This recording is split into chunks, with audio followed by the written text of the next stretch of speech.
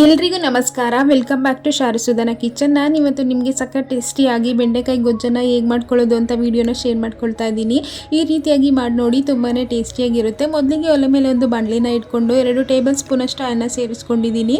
Oil ಬಿಸಿಯಾಗಿದ್ದಾದಮೇಲೆ 200 ಗ್ರಾಮಷ್ಟು ಬೆಂಡೆಕಾಯಿನ ಈ ರೀತಿ ಸಣ್ಣದಾಗಿ ಕಟ್ ಮಾಡಿ ಸೇರಿಸ್ಕೊಂಡಿದ್ದೀನಿ. ಹಾಗೆ ಇದ್ರ ಜೊತೆಗೆ ಒಂದು ಅರ್ಧ ಟೀ ಸ್ಪೂನ್ ಅಷ್ಟು ಉಪ್ಪನ್ನು ಸೇರಿಸ್ಕೊಂಡು ಈ ಬೆಂಡೆಕಾಯಿನ 5 ರಿಂದ 6 ನಿಮಿಷ ಚೆನ್ನಾಗಿ ಫ್ರೈ ಮಾಡ್ಕೊಳ್ಳಿ. ಸ್ವಲ್ಪ ಕಲರ್ ಚೇಂಜ್ ಆಗೋವರೆಗೂ ಚೆನ್ನಾಗಿ ಫ್ರೈ ಮಾಡ್ಕೊಂಡಿದ್ದಾದಮೇಲೆ ಈ ಬೆಂಡೆಕಾಯಿನ ಒಂದು ಕಡೆ ಎತ್ತಿಟ್ಕೊಂಡು ಪುನಃ ಸ್ಟವ್ ಆನ್ ಮಾಡಿಕೊಂಡು ಅದೇ ಬಾಣಲಿಗೆ 2 ರಿಂದ 3 ಟೇಬಲ್ ಸ್ಪೂನ್ ಅಷ್ಟು ಅನ್ನ ಸೇರಿಸ್ಕೊಂಡಿದ್ದೀನಿ. ಆಯಿಲ್ ಬಿಸಿಯಾಗಿದ್ದಾದಮೇಲೆ ಒಂದು 1/4 ಟೀ ಸ್ಪೂನ್ ಅಷ್ಟು ಸಾಸಿವೆ ಹಾಗೆ ಒಂದು 1/4 ಟೀ ಸ್ಪೂನ್ ಅಷ್ಟು ಜೀರಿಗೆನ ಸೇರಿಸ್ಕೊಂಡಿದ್ದೀನಿ.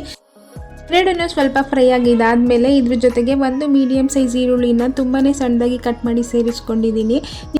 ನಿಮ್ಮ ಹತ್ರ ಚಾಪರ್ ಇದ್ದರೆ ಚಾಪರಲ್ಲಿ ಚಾಪ್ ಮಾಡಿಕೊಂಡು ಕೂಡ ಸೇರಿಸ್ಕೊಳ್ಬೋದು. ಈರುಳ್ಳಿನ ಸ್ವಲ್ಪ ಕಲರ್ ಚೇಂಜ್ ಆಗೋವರೆಗೂ ಚೆನ್ನಾಗಿ ಫ್ರೈ ಮಾಡ್ಕೊಂಡಿದ್ದಾದಮೇಲೆ ಇದ್ರ ಜೊತೆಗೆ ಒಂದು ಅರ್ಧ ಟೀ ಸ್ಪೂನ್ ಅಷ್ಟು ಶುಂಠಿ ಬೆಳ್ಳುಳ್ಳಿ ಪೇಸ್ಟನ್ನು ಕೂಡ ಸೇರಿಸ್ಕೊಂಡಿದ್ದೀನಿ. ಇದನ್ನು ಅಷ್ಟೇ ಹಸಿ ಸ್ಮೆಲ್ ಹೋಗೋವರೆಗೂ ಚೆನ್ನಾಗಿ ಫ್ರೈ ಮಾಡ್ಕೊಳ್ಳೋಣ. ಯಾರಾದರೂ ಹೊಸದಾಗಿ ನಮ್ಮ ವಿಡಿಯೋನ ನೋಡ್ತಾ ಇದ್ದರೆ ನಮ್ಮ ಚಾನಲ್ನ ಸಬ್ಸ್ಕ್ರೈಬ್ ಮಾಡಿಕೊಂಡು ಸಪೋರ್ಟ್ ಮಾಡಿ. ಇದೆಲ್ಲ ಚೆನ್ನಾಗಿ ಫ್ರೈ ಆಗಿದ್ದಾದಮೇಲೆ ಒಂದು ಮೀಡಿಯಮ್ ಸೈಜ್ ಟೊಮೊಟೊನ ಸಣ್ಣದಾಗಿ ಕಟ್ ಮಾಡಿ ಸೇರಿಸ್ಕೊಳ್ತಾ ಇದ್ದೀನಿ. ಈ ಟೊಮೊಟೊನೂ ಅಷ್ಟೇ ಸಾಫ್ಟ್ ಆಗೋವರೆಗೂ ಚೆನ್ನಾಗಿ ಫ್ರೈ ಮಾಡ್ಕೊಳ್ಳೋಣ. ನೀವು ಬೇಕಿದ್ರೆ ಟೊಮೊಟೊನ ರುಬ್ಬಿ ಪೇಸ್ಟ್ ಮಾಡಿ ಕೂಡ ಸೇರಿಸ್ಕೊಳ್ಬೋದು. ನೀವು ಇವಾಗ ನೋಡ್ತಾ ಇರ್ಬೋದು ಟೊಮೊಟೊ ಎಲ್ಲ ತುಂಬಾ ಚೆನ್ನಾಗಿ ಸಾಫ್ಟ್ ಆಗಿದೆ. ಟೊಮೊಟೊ ಸಾಫ್ಟ್ ಆಗಿದ್ದಾದಮೇಲೆ ಇದ್ರ ಜೊತೆಗೆ 1 ಟೀ ಸ್ಪೂನ್ ಅಷ್ಟು ಅಚ್ಕಾರದ ಪುಡಿನ ಸೇರಿಸ್ಕೊಳ್ತಾ ಇದ್ದೀನಿ. ಹಾಗೆ 1 ಟೀ ಸ್ಪೂನ್ ಅಷ್ಟು ಧನಿಯಾ ಪುಡಿ, ಒಂದು ಅರ್ಧ ಟೀ ಸ್ಪೂನ್ ಅಷ್ಟು ಗರಂ ಮಸಾಲ, 1 ಚಿಟಿಕೆಯಷ್ಟು ಅರಿಶಿನ ಪುಡಿನ ಸೇರಿಸ್ಕೊಂಡು ಈ ಮಸಾಲೆ ಪೌಡರ್ದು ಹಸಿ ಸ್ಮೆಲ್ ಹೋಗೋವರೆಗೂ ಚೆನ್ನಾಗಿ ಫ್ರೈ ಮಾಡ್ಕೊಳ್ಳೋಣ. ಈ ರೀತಿ ಗೊಜ್ಜು ಮಾಡ್ಕೊಳ್ಳಿ, ತುಂಬಾ ಟೇಸ್ಟಿಯಾಗಿರುತ್ತೆ. ಯಾವಾಗಲೂ ಬೆಂಡೆಕಾಯಿ ಪಲ್ಯನ ಮಾಡ್ಕೊಳ್ತಾ ಇರ್ತೀವಿ, ಒಂದ್ಸಲ ಈ ರೀತಿಯಾಗಿ ಗೊಜ್ಜನ್ನ ಮಾಡ್ಕೊಳ್ಳಿ. ಎಲ್ಲ ಫ್ರೈ ಮಾಡ್ಕೊಂಡಿದ್ದಾದಮೇಲೆ ನಮಗೆ ಈ ಗೊಜ್ಜು ಯಾವ ಕನ್ಸಿಸ್ಟೆನ್ಸಿಲಿ ಬೇಕೋ ಅಷ್ಟು ನೀರನ್ನು ಸೇರಿಸ್ಕೊಂಡು ಚೆನ್ನಾಗಿ ಮಿಕ್ಸ್ ಮಾಡ್ಕೊಳ್ಳೋಣ. ಎಲ್ಲ ಚೆನ್ನಾಗಿ ಮಿಕ್ಸ್ ಮಾಡ್ಕೊಂಡಿದ್ದಾದಮೇಲೆ ಇದನ್ನು ಒಂದು 2 ರಿಂದ 3 ನಿಮಿಷ ಆಯಿಲ್ ರಿಲೀಸ್ ಆಗೋವರೆಗೂ ಚೆನ್ನಾಗಿ ಕುಕ್ ಮಾಡ್ಕೊಳ್ಳೋಣ.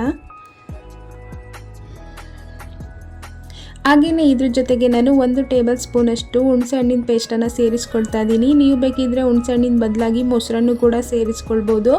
ಹುಣಸೆ ಹಣ್ಣಿನ ಪೇಸ್ಟನ್ನು ಸೇರಿಸಿದ್ಮೇಲೆ ಒಂದ್ಸಲ ಚೆನ್ನಾಗಿ ಮಿಕ್ಸ್ ಮಾಡಿಕೊಂಡು ಒಂದು 2 ರಿಂದ 3 ನಿಮಿಷ ಚೆನ್ನಾಗಿ ಕುಕ್ ಮಾಡ್ಕೊಳ್ಳೋಣ. ಈಗ ನೀವು ನೋಡ್ತಾ ಇರ್ಬೋದು ಈ ಮಸಾಲೆ ಎಲ್ಲ ತುಂಬಾ ಚೆನ್ನಾಗಿ ಕುಕ್ ಆಗಿದೆ. ಇದು ಬರೀ ಚಪಾತಿಗಲ್ಲದೆ ಅನ್ನದ ಜೊತೆಗೂ ತುಂಬಾ ಚೆನ್ನಾಗಿರುತ್ತೆ. ಮಸಾಲೆ ಎಲ್ಲ ಚೆನ್ನಾಗಿ ಕುಕ್ ಆಗಿದ್ದಾದಮೇಲೆ ಮೊದಲೇ ಫ್ರೈ ಮಾಡಿ ಎತ್ತಿಟ್ಕೊಂಡಿದ್ದಂತಹ ಬೆಂಡೆಕಾಯಿನ ಸೇರಿಸ್ಕೊಂಡು ಚೆನ್ನಾಗಿ ಮಿಕ್ಸ್ ಮಾಡ್ಕೊಳ್ಳೋಣ.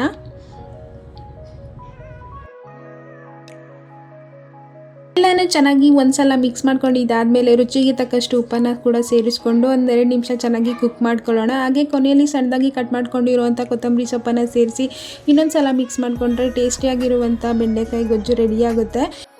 ಈ ಸಕ್ಕ ಟೇಸ್ಟಿಯಾಗಿರುವಂತಹ ಬೆಂಡೆಕಾಯಿ ಗೊಜ್ಜಿನ ರೆಸಿಪಿ ವಿಡಿಯೋ ನಿಮಗೆ ಸ್ವಲ್ಪನಾದರೂ ಇಷ್ಟ ಆಗಿದ್ದರೆ ವಿಡಿಯೋಗೆ ಒಂದು ಲೈಕ್ ಮಾಡಿ, ಶೇರ್ ಮಾಡಿ, ಕಮೆಂಟ್ ಮಾಡಿ. ಹಾಗೆ ನಮ್ಮ ಚಾನಲ್ನ ಸಬ್ಸ್ಕ್ರೈಬ್ ಮಾಡಿಕೊಂಡು ಸಪೋರ್ಟ್ ಮಾಡಿ.